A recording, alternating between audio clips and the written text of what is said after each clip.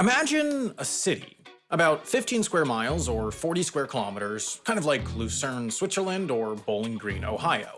Like many cities, it's got roads, bridges, hospitals, fire stations, electricity, running water, the works.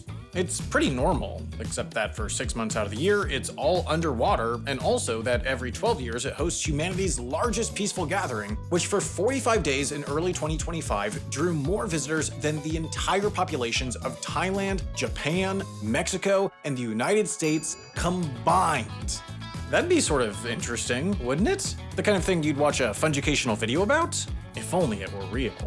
Well, good news, it is real, it is interesting, and it's here, in the Indian state of Uttar Pradesh, just outside of Prayagraj, where these rivers meet. Every 12 years, this is the site of the Maha Kumbh Mela, a Hindu festival that draws millions to bathe in these sacred waters. And 2025 was the biggest one ever, involving 660 million visitors. Context, in a full year, Disney World sees 58 million visitors, less than 1% of this crowd in 8 times the time. An average single day of the festival saw 5 to 6 million people living in this temp tent city, with another million or two stopping by.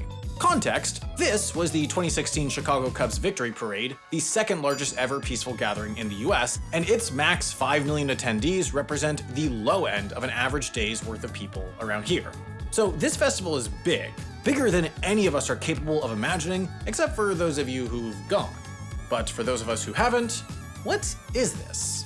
There are 4 places where it said Lord Vishnu dropped a bit of elixir of immortality from his pitcher, aka his kumbh, and each spot holds kumbh melas on a rotating basis. The most important ones, the Maha Kumbh Melas, are here, where the Ganges, India's most sacred river, meets the also venerated Yamuna River and the mythological Sarasvati River. Celestial alignments also play a role in the size, place, and timing of the festival, but many of you are itching for me to get to municipal services, so we're gonna move on.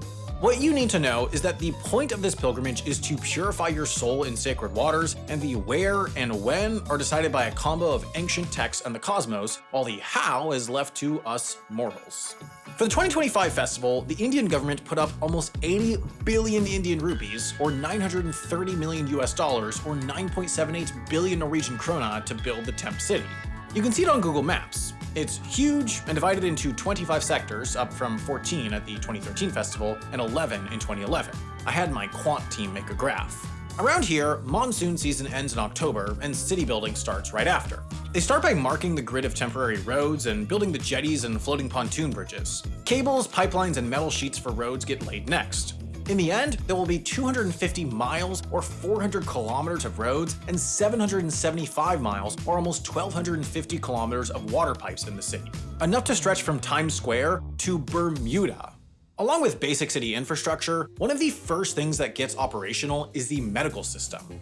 Now, the best article I could find describing this covers the second most recent Maha Kumbh Mela in 2013, so here's how it worked then. There were 22 first aid centers across 12 sectors, each with a doctor, a pharmacist, and 2 inpatient beds. 10 satellite hospitals each had outpatient departments and 20-bed inpatient units, and a big central hospital in Sector 2 had capacity to admit 100 patients, as well as a testing lab, ECG, X-ray, and ultrasound equipment. This is also where specialist doctors, like orthopedists, ophthalmologists, and obstetricians were based. And in case that wasn't enough capacity, nearby Swarup Rani Medical College had 100 beds reserved in case of a mass casualty event at the festival, and there were 2 infectious disease hospitals built out in case of outbreak. In the unfortunate event that you had to use any of these services, there were 70 ambulances, including some river ambulances. In total, 243 doctors treated 100,000 patients over the course of 2013's event. Of course, medical are not the only types of emergencies the temporary city is built to handle. Many of the pilgrims who come to Kumbh Melas employ gas cylinders or rogue electric lines to, for example, cook. And while this is mostly fine, these things do sometimes, for example, catch fire. The 2013 Mela employed 422 firefighters across 36 fire stations. There are also police stations, which in 2025 were the base for around 40,000 cops. They also have something called Bulbaki Kendra, a handful of locations marked by big balloons that you use to find members of your party that go missing. See, a lot of the Mela's visitors don't have or use smartphones, so when you lose your friend in the crowd, it's hard to find them again. If you get separated, you can come report the person you're looking for, then they'll display them on their boards, make an audio announcement that you're looking for them, and put their info up on their website in case someone who is internet connected comes across them. In 2013, the system located 1,560 missing people. As for the rest of the facilities, 2025's Temporary City featured 200,000 rentable tents, 25,000 free ones, 500,000 parking spots, and 150,000 toilets. There were 67,000 streetlights and a sanitation department clearing 400 metric tons of waste a day. They also added 98 special trains to get more people to and from the site, and you need to take a breath. Outside the Temporary City, a permanent building holds the Mela's IT operation, as well as much of its surveillance called the ICCC. See, crowds of the size they regularly see at Mela events are dangerous. Stampedes and crowd crushes have claimed many lives at many Melas and other mass gatherings. And while the festival seems a low-tech affair for many of the pilgrims that make the trip, high-end technology is all over the place in the name of keeping them safe. For one, 2,700 CCTV cameras are set up across the city, and people in this building monitor them to see if, for example, a fire breaks out.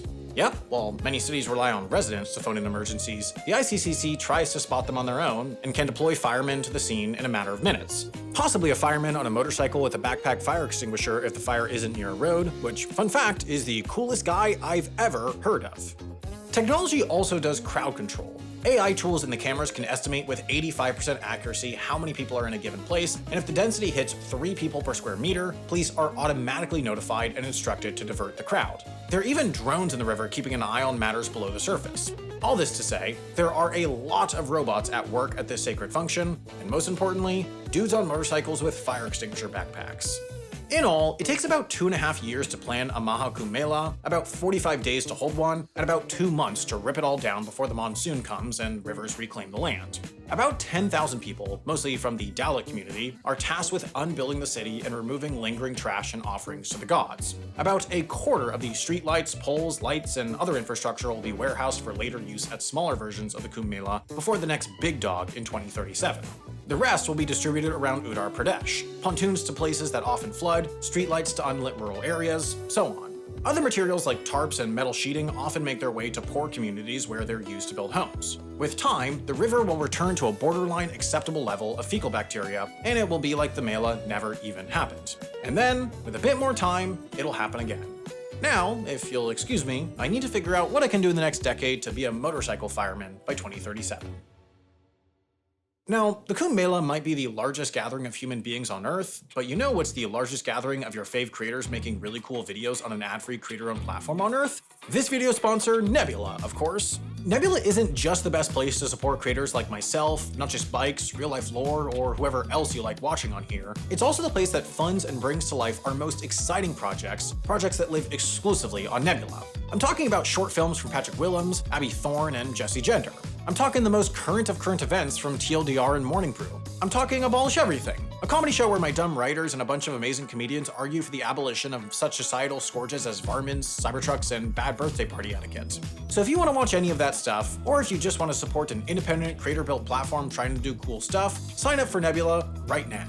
With the link in the description, you can get 40% off an annual subscription, just $36 for the whole year. So, get on it.